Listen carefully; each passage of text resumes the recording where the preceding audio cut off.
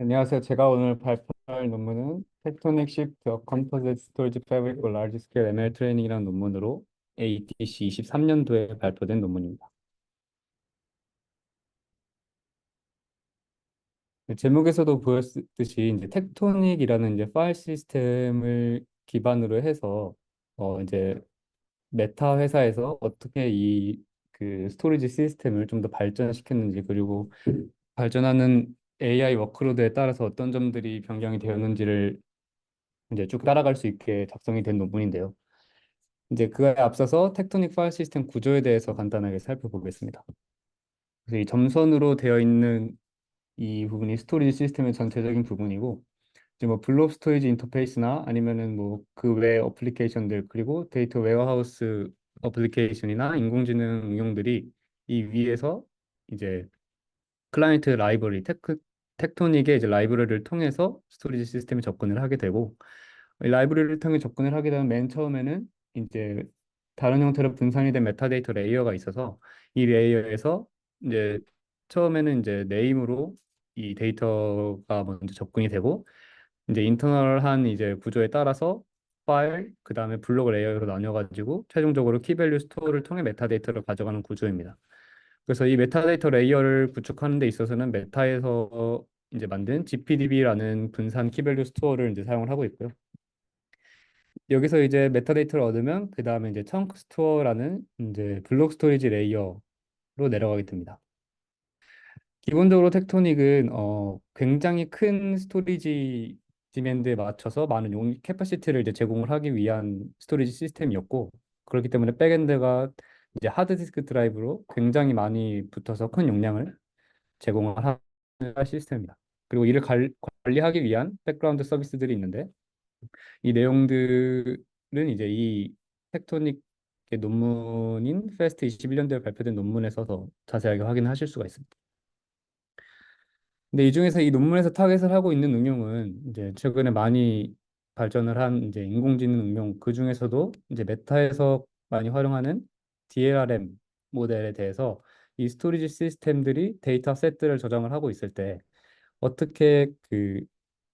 높은 IOPS 요구량에 맞춰서 이 스토리지 시스템이 변경돼서 이제 스피드를 제공할 수 있는지에 대한 그 문제 제기에서 시작을 했고요. 이를 위해서 이제 ML 인프라스트럭처가 어떻게 바뀌었는지 좀 확인을 해보면은, 기본적으로는 이제 칩셋의 발전이 있었습니다. 그래서 CPU 기반의 이제 칩셋을 장착한 서버에서 점점 응용에 특화된 이제 칩셋들이 나타나기 시작을 했고, 최근에 와서는 뭐 GPU도 당연하지만 어 워크로드에 최대한 특화가 된 ASIC 칩들을 사용하는 형태로 이제 스케일업 인프라스트럭처가 구축이 됐고요. 근데 이렇게 칩 자체 성능이 증가를 하기도 하지만, 이 칩들이 여러 개 장착이 된 이제 노드들의 스케일 자체가 커지면서 스케일 아웃 구조로 이제 그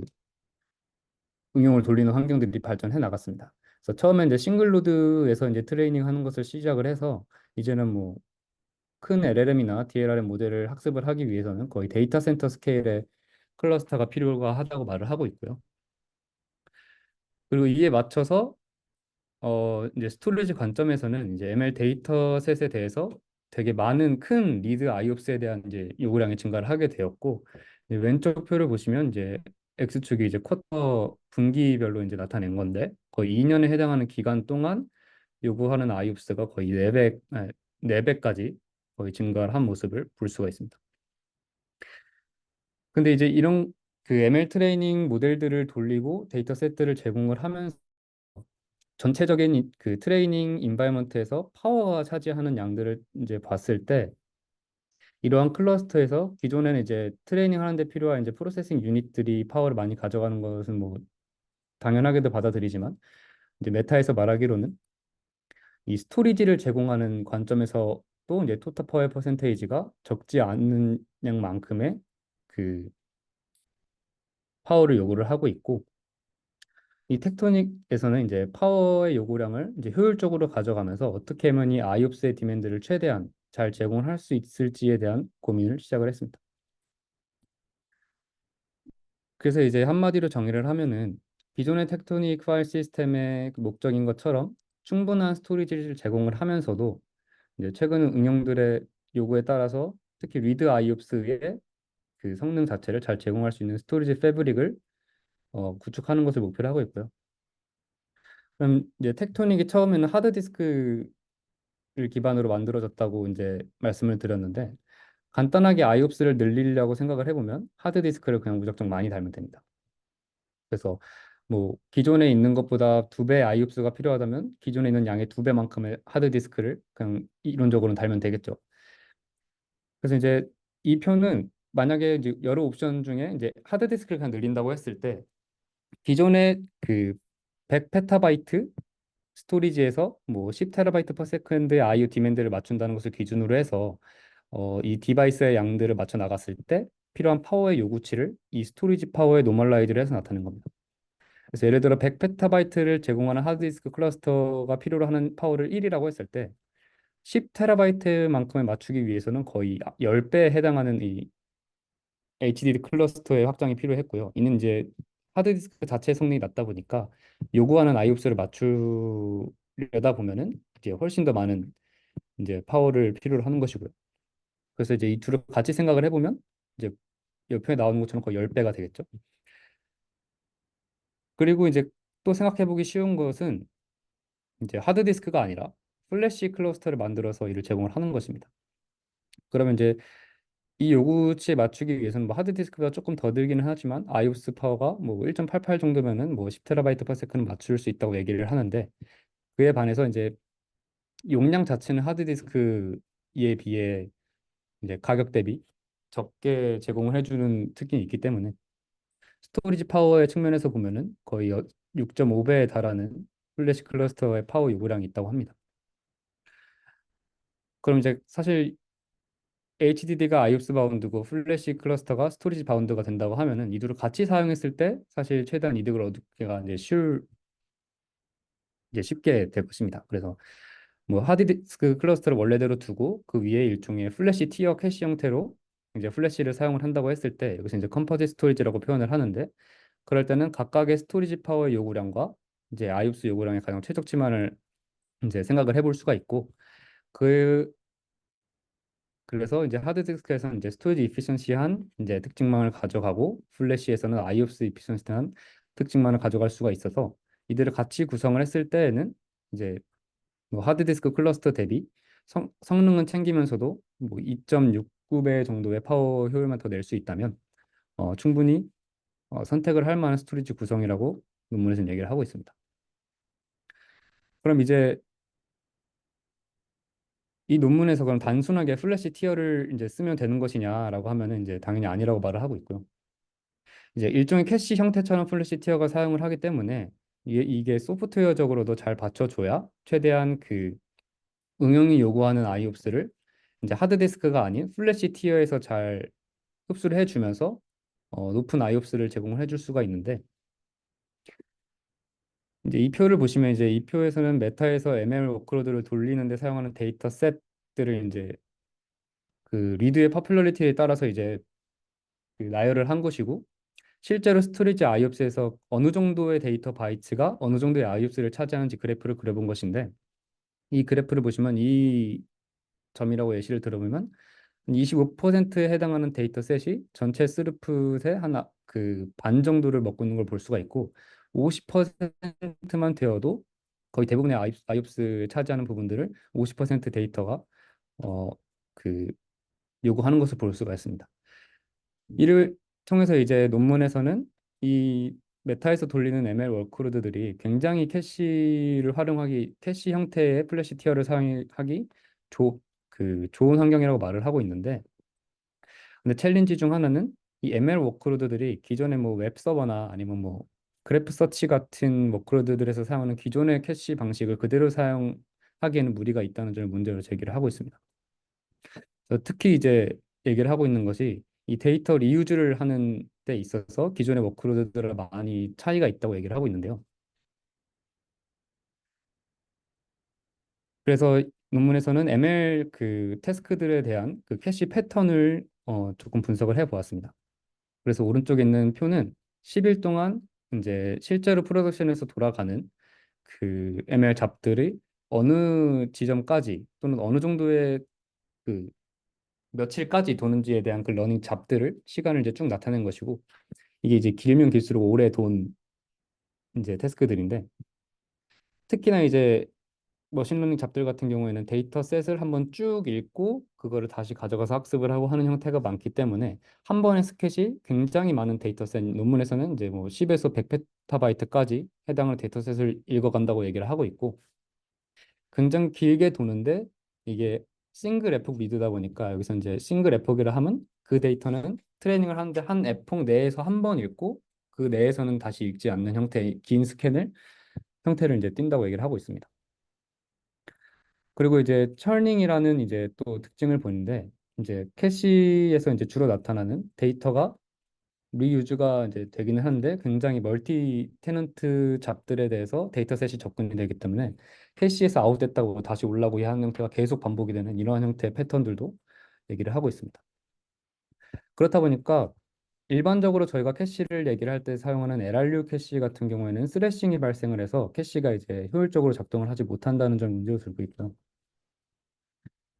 그럼 기존에 이렇게 ML 워크로드를 타겟으로 하는 캐시가 없었냐고 하면 또 그건 아닙니다. 그래서 그 논문들에 대해서도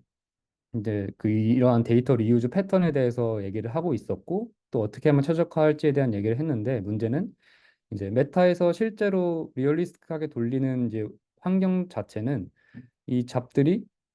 기존의 이제 ML 캐시 논문에서 타겟팅했던 멀티 에폭 잡스와 싱글 테넌트 환경이 아닌 기본적으로 테넌트가 멀티 환경이고 싱글 에폭이 굉장히 긴 형태의 잡들이 많다 보니까 기존의 ML 캐시들의 그런 그 기법들을 그대로 사용하는 데 문제가 있다고 얘기를 하고 있습니다. 그래서 이제 메타에서 말한 인더스트리얼 ML 워크로드를 위해 디자인된 플래시 스토리지 티어가 이제 필요하다고 말을 하고 있고 이 논문에서 그래서 텍토닉 위에 시프트라는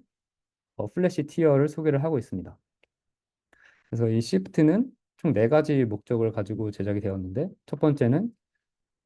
기존의 응용을 통해서 텍토닉을 사용하던 엔드 유저들에게 트랜스페런트하게 동작을 해야 됩니다. 이 텍토닉 파일 시스템이 굉장히 여러 응용들이 기존에 사용을 하고 있던 파일 시스템이기 때문에 API적으로 크게 변경이 되거나 하면은 이제 소프트웨어 흐름에 있어서 굉장히 방해가 되기 때문에 트랜스페런트한 특징을 갖는 걸 첫 번째 목적으로 하고 있고요. 그 다음 어플리케이션 어웨어입니다. 이 플래시 티어 자체가 어쨌든 ML 워크로드를 타겟으로 하고 있고 그 ML 워크로드가 그 요구하는 IOPS를 제공을 하기 위해서 이제 배치가 된 티어인데 그러기 위해서 기존에 그 위에서 어떠한 어플리케이션이 어떠한 데이터셋을 가지고 이제 도는지를 알아야 할 필요가 있었고 이를 목표로 하고 있습니다. 그리고 세 번째는 심플한 구조를 이제 채택을 하고 있습니다. 그래서 뒤에서 보시겠지만 텍토닉 시프트를 적용하는 데 있어서 구조가 굉장히 뭐 복잡하게 바뀌거나 이런 부분이라기보다는 뭐 메타데이터 레이어와 이제 그 메타에서 만든 이제 캐시 엔진 중 하나인 캐시립을 이제 잘 활용을 함으로써 텍토닉 시프트를 구축을 한 걸 볼 수가 있고요. 그리고 당연하게도 이제 스케일러블한 특성과 폴트 톨러런트한 특성도 제공하는 걸 목표로 하고 있습니다. 저 텍토닉 시프트의 구조를 간단하게 보시겠습니다. 뭐 이제 왼쪽에 있는 게 ML 워크로드를 돌리는 이제 트레이닝 잡이라고 하고 기존의 텍토닉 클러스터가 여기 있다고 하면 이 바깥쪽에 이제 시프트 클러스터가 새로 장치를 하게 되고 이 내부적으로는 이제 시프트 그 스토리지 노드가 있어서 이제 여러 플래시가 장착이 된 서버들이 이렇게 배치가 되게 되고 이 스토리지 노드 간의 이제 그 선택은 컨시스턴트 해시를 사용을 해서 링 구조를 만들어서 데이터 배치를 하고 있습니다. 그리고 각각의 노드에는 아까 말씀드린 캐시 립을 사용을 해서 이 디램과 플래시 티어를 관리를 하고 있고 이제 기존의 응용과 조금 달라지는 부분들이 이 트레이닝 잡 같은 경우는 이제 텍토닉의 클라이언트 라이브러리를 통해서 접근을 하는데 이 내부적으로 현재 읽어야 할 데이터를 캐시를 할지 말지에 대한 필터링을 먼저 하게 됩니다. 그래서 기본적으로는 ML 워크로드가 아닌 트래픽에 대해서는 이제 대부분 캐시를 하지 않는 인엘리저블하다고 이제 판단을 하고 바로 텍토닉 클러스터에서 데이터를 가지고 오게 되고 그래서 막 이렇게 보는 것처럼 바로 텍스트 클러스터로 빠지거나 아니면 이제 미스가 난 경우에는 시프트 클러스터 미스가 난 경우는 이제 텍스트 클러스터로 빠지게 되는데 그 전에 앞서서 만약에 엘리저블한 이제 데이터 셋이라고 하면 이제 캐시 룩업을 통해서 먼저 여기를 뒤지게 되고 하면 바로 가져가고 미스가 나면 텍토닉 클러스터로 가져가는 굉장히 직관적인 구조입니다. 그런데 이제 캐시로 사용하는 플래시 티어이기 때문에 이 데이터를 현재 읽어드린 데이터를 캐시에 집어 넣을지에 대한 어드미션 폴리시와 그다음에 캐시가 어느 정도 찼을 때 이제 캐시 이빅션을 수행을 해야 되는데 어떠한 것을 기준으로 이빅션을 할지에 대한 이빅션 폴리시를 정하는 것이 이제 중요가 될 겁니다. 이제 그거 뒤에서 더 자세하게 말씀드리겠지만 일단은 그러한 폴리시들이 있다는 것을 확인을 할 수가 있고 그거에 맞춰서 이 어둠의 폴리시에 이제 충족이 되면은 실제 디램에 올라가게 되고 만약에 데이터가 많이 차 있어서 이 어둠 밑에서 들어오는 과정에서 이빅션이 하다고 하면은 이빅션 폴리시를 통해서 데이터가 빠져나가고 이제 내부적으로는 리인설트 폴리시 또한 있어서 이 이빅트한 데이터에 대해서 곧 다시 사용될 것 같다라고 하면 다시 캐시에 넣는 이러한 구조도 포함을 하고 있습니다. 그럼 이제 시프트에서 어떤 형태로 폴리시를 가져가는지가 이제 그 시프트 레이어에서 어느 정도의 아이옵스를 앱조브를 할 수 있는지에 대한 이제 중요한 기준이 될 텐데요. 이 논문에서는 이제 각각의 데이터들을 버켓이라는 구조로 이제 나눠서 이 버켓에 각각 버켓에 해당하는 프라이어리티를 가지고 일정 스레시홀드가 넘으면 캐시에 넣고 아니면은 캐시에 넣지 않는 이런 형태로 이제 그 캐시를 구성을 하고 있습니다. 그래서 이 버켓이라고 하면 뭐 여러 가지 기준으로 설정을 할 수 있지만 가장 이제 디폴트로 설정이 되는 것은 어떤 ML을 학습하는 데 필요한 데이터 셋이 있을 때 그 데이터 셋들이 이제 포함된 디렉토리가 있을 거고 그 디렉토리 하나를 버켓이라고 생각을 하면은 이 어떠한 데이터 셋이 왔을 때 디렉토리마다 있는 이 버켓에 이제 들어가서 그 폴리시를 적용을 해가지고 캐시에 넣을지 안 넣을지를 결정을 하게 됩니다. 이 단위는 이제 디렉토리가 될 수도 있고 아니면 뭐 파일 개개인이나 아니면 데이터셋을 짜는 파티션 뭐 이렇게 더 파인그레인하게 적용을 할 수 있지만 이 논문에서는 기본적으로는 이제 디렉토리에 들어간 데이터들은 거의 학습을 하면서 한번 쭉 읽기도 하고 디렉토리 단위로 나누는 게 이제 직관적이기 때문에 어, 실제 실험 환경이나 아니면 프로덕션 환경에서는 버켓을 디렉토리 단위로 자르고 있다고 얘기를 하고 있고요. 그리고 앞서 말씀드린 것처럼 이제 버켓마다 프라이어리티가 있어서 이제 프라이어리티가 이제 낮은 걸 밑으로 해서 높은 순으로 이렇게 데이터 그 버켓들이 정렬이 되면 이제 이 시스템에서 정한 어드민 스래시 홀드가 있어서 이 스래시 홀드에 넘는 이 버켓에 대해서는 이제 캐시 립에 집어넣고 그러지 않은 데이터에 대해서는 이제 스토리지 모드에 들어가지 않고 바로 빠지는 형태로 이제 구현이 되어 있습니다. 그럼 이제 이 버켓에 대한 프라이어리티 그리고 스레시홀드를 어떻게 정하는지는 또 여러 가지 폴리시를 적용을 해볼 수가 있는데 이 논문에서는 크게 이제 뭐 다른 캐시 논문들에서도 많이 얘기를 하고 있지만 이제 히스토릭 에세스 패턴을 통해서 이제 프라이어리티를 정하는 방법과 그다음에 미래에 어떤 데이터셋을 접근할지에 대한 걸 미리 알아서 그 미래를 이제 가지고 이 액세스 패턴을 유추하는 형태의 이제 두 가지 프라이어리티 그 계산 방법을 제공을 하고 있습니다. 그래서 이제 첫 번째 이제 히스토릭 액세스 패턴인데 이 또한 굉장히 직관적인 게 그냥 기존의 그 버켓 내에서 접근을 했던 데이터들에 대한 로그들을 계속 체크를 하는 겁니다. 그래서 프라이어리티는 이 값 자체는 그 버켓이 가지고 있을 수 있는 유니크한 바이트를 분모로 해서 그 버켓에 접근된 모든 데이터 토탈 바이트들을 나눈 값을 이제 프라이어리티를 하고 있고 그럼 이제 그 버켓에 있는 데이터가 많이 적금되면 적금될수록 이 프라이어리티 값들이 높아져서 이제 최종적으로 높은 프라이어리티를 가지는 버켓이 될 거고요. 그다음에 이제 생각해 볼 수 있는 게 이제 퓨처 액세스인데 사실 이제 일반적으로 저희가 미래를 알기란 어렵기 때문에 보통 퓨처 액세스라고 하는 것들이 굉장히 어려운 그 패턴을 파악하는 것이 어렵다고 얘기를 하고 있는데 이 논문에서는 이제 ML 트레이닝을 하는 어플리케이션의 코드 특성상 코드 내부적으로 모든 어떠한 테이블을 접근할지와 어떠한 데이터, 그다음 피처들을 접근할지에 대한 스페시피케이션이 어플리케이션이 다 있기 때문에 그 데이터들을 이제 통해서 디라이브를 한다면 이 퓨처 액세스를 뽑아낼 수 있다고 얘기를 하고 있습니다. 간단히 그림을 통해 보시면 이제 왼쪽에서 계속해서 뭐 버켓 2에 해당하는 데이터가 이제 접근이 된다고 했을 때 이 컨트롤 플레인을 통해서 이 버켓 2가 점점점 이제 접근이 돼서 스레시홀드가 높아질 거고요. 이제 이러한 패턴들을 가지고 그 로그를 가지고 파이트를 정하는 건 이제 아까 말씀드린 히스토릭 그 액세스가 돼 있고 이제 그 외적으로 어떤 잡들이 돌아가고 있을 때 그 잡들이 필요로 하는 데이터 셋들을 이제 시프트가 알 수 있으니 이제 그 데이터 셋들에 대한 그 어떠한 데이터 셋을 접근하는지에 대한 값들을 이제 분석을 해서 이 버켓 2에 대한 그 데이터 셋 그 프라이어리티를 버켓의 프라이어리티를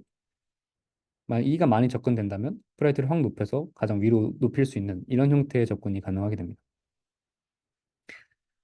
이제 그리고 이 논문에서 하나 더 이제 체크를 하는 것은 이 스토리지 티어에 있는 SSD가 뭐 SSD의 특성을 이제 잘 아시겠지만 계속 라이트가 되면 수명이 이제 빨리 닳게 되는데 이 캐시 립에서는 이 플래시 티어에 있는 그 플래시들의 인듀런스를 좀 보장을 하기 위해서 그냥 무작정 계속 넣는 게 아니라 중간중간 스레시홀드를 다이나믹하게 조절을 해서 이제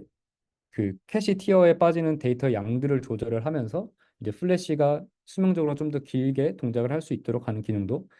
어, 넣어서 사용을 하고 있다고 얘기를 하고 있습니다. 그래서 이제 이렇게 그 스레시홀드가 높아지게 된 경우에는 기존에 이제 뭐 DC의 이러한 버켓들도 같이 캐시가 됐겠지만 캐시 위에서 기존에 이제 레이트 리미트를 파악하는 기능을 활용을 해서 이제 스레시홀드까지 높이면 가장 많이 지금 접근될 그리고 프라이어리티가 높은 버켓 2에 대한 데이터만 캐시에 들어가는 형태로 이 라이트 레이트를 조절하고 있습니다. 이거를 이제 하나의 그림으로 확인을 해보면 먼저 리드가 들어오면은 이 리드는 이제 어플리케이션 상에서 이제 태그를 붙이고 이제 들어오게 되는데 그 태그를 통해서 어떤 버켓에 속하는지를 이제 파악을 하게 되고 그럼 내부적으로 이제 우선순위에 따라서 정렬이 된 버켓을 보고 지금 이 프라이어리티가 스레시 홀드보다 높다면 뭐 캐시립에 저장이 되고 아니면 드랍이 되는 형태가 되고 그래서 이 버켓 단위로 쪼개진 이 데이터에 대한 그 판단을 통해서 이제 논문에서는 스페셜 로컬리티가 보장이 된다고 얘기를 하고 있고 이제 프라이어리티가 계속 다이나믹하게 시간이 지나면서 변하게 되는데 그러면 이제 프라이어리티가 높은 우선순위가 높은 데이터에 대해서는 이제 템포럴 로컬리티가 보장이 된다고 얘기를 하고 있고 이 스레시홀드를 통해 데이터 캐시에 써지는 데이터의 양을 조절을 함으로써 스레싱과 그다음에 플래시 번을 이제 피할 수 있다고 얘기를 하고 있습니다. 네, 그래서 다음은 실험입니다. 이 논문에서는 이제 첫 번째로는 6개에 해당하는 시프트 클러스터를 이제 프로덕션에 실제로 적용하고 있는 컨피규레이션을 가지고 이제 좀 작은 스케일로 해가지고 실험을 돌렸고요.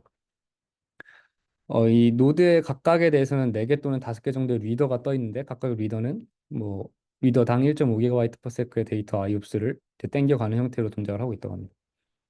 그리고 이제 벤치마크 셋업을 메타에서 실제로 사용을 하고 있는 프로덕션의 패턴에 맞춰서 이 DLRM 트레이닝 워크로드 3가지를 이제 작성을 했는데 이 보시면 이제 싱크로나이즈를 예로 보시면은 이 괄호 하나가 잡 하나고 이 잡 하나에서 접근을 하는 테이블 파티션을 각각 뭐 P1, P2, P3 이런 형태로 나타내고 있습니다. 그래서 보시면은 뭐 같은 파티션을 접근하는 잡이 여러 개 뜰 때도 있고 아니면 다른 잡에서 다른 데이터셋을 접근을 하는데 이제 데이터 접근이 인터리빙 되는 형태의 뭐 이런 싱크로나이즈드 잡을 하나 정의를 하고 있고 그다음에 이제 데이터를 접근을 하다가 이제 이 데이터의 접근 자체가 파이프라이닝이 돼서 같은 데이터셋을 접근을 하지만 이 각각이 이제 스몰셋에 해당하는 이 데이터 파티션들을 접근하는 잡들도 하나 정의를 했고요. 그 다음엔 하나의 배치가 하나의 잡이 되는 이런 시퀀셜한 이 잡들이 여러 개 있는 이러한 워크로드로 정의를 해서 이 3가지 워크로드에 대해서 IO observed된 그 값을 이제 노멀라이즈를 해서 표로 나타냈습니다. 근데 여기서 IO observed를 하면은 이제 플래시 티어에서 어느 정도의 그 IOPS를 보장을 해주는지에 대한 얘기이고 그 값 자체는 클라이언트에서 총 요구한 캔 리퀘스트 데이터의 밴드위스에서 기존의 텍토닉 파일 시스템으로 빠진 거기서 측정된 밴드위스를 빼면 나머지는 이제 플래시 티어에서 서빙이 된 거기 때문에 그 값을 가지고 노멀라이즈를 했다고 합니다. 그래서 이제 그 워크로드들을 가지고 이제 폴리시들을 LRU, PIFO, 그다음에 기존에 말씀드렸던 히스토릭 퓨처, 그리고 이제 하이브리드는 이 히스토릭과 퓨처 중에 프라이어리티가 높은 값을 선택을 해서 이제 폴리시를 이제 중간중간 바꿔가면서 하는 어드미션 폴리시인데 이렇게 5개를 가지고 실험을 하였습니다. 그래서 이제 싱크로나이즈드 워크로드를 보시면 이 파란색과 노란색 이점이 이제 LRU와 FIFO가 되겠고 거의 1점대에 머무는 것을 볼 수가 있습니다. 그런데 이제 그 파란색과 빨간색 그리고 보라색을 보시면 기존의 다른 그냥 캐시 립에서 사용할 수 있는 LRU와 P4보다는 더 성능이 잘 나오는 걸 볼 수가 있고, 근데 이제 히스토릭 같은 경우에는 그 이 워크로드에 대해서는 이제 P1, P2, P3가 이제 계속해서 많이 접근되는 것을 확인을 할 수가 있기 때문에 이러한 히스토릭 로그들이 남아가지고 뒤에서 이러한 파티션에 대해서는 이빅션이 되지 않고 캐시의 프라이어티 높게 남아 있음으로써 더 기존의 LRU 피퍼보다는 잘하는 걸 볼 수가 있고, 그리고 이제 퓨처나 하이브리드 같은 경우에도 거의 히스토릭보다 뭐 논문에서는 조금 더 높은 형태로 그 값이 나타났다고 했는데 애초에 처음에 P1, P2, P3를 읽을 때부터 높게 프라이어리티가 설정이 되기 때문에 어, 이 퓨처 하이브리드에 대해서는 이제 다른 폴리시보다 많은 IO를 흡수를 하고 있다고 얘기를 하고 있고요. 이제 파이프라인 같은 경우에는 이제 중간중간에 이제 파티션이 이제 서브셋이 되면서 들어가게 되는데 보시면은 이제 이 LRU가 이제 가장 밑에 있고 피프가 생각보다 이제 높은 값을 보이는 걸 알 수가 있습니다. 이 피프가 이제 이 P3에 대해서 LRU보다 더 오래 캐시의 그 남아있는 형태를 보임으로써 이 나중에 갔을 때 이 P4에 대한 성능이 확 높아지는 걸 볼 수가 있고 근데 이제 그 오히려 싱크로나이즈드 워크로드와는 반대로 히스토릭 그 폴리시에 대한 그 성능이 많이 떨어지는 걸 볼 수가 있습니다. 그래서 그 히스토릭 같은 경우에는 P3가 이제 가장 많이 접근되는 워크로드가 이제 파이프라인인데 이 앞서서 보이는 파티션에 대해서 히스토릭이 쌓일 때까지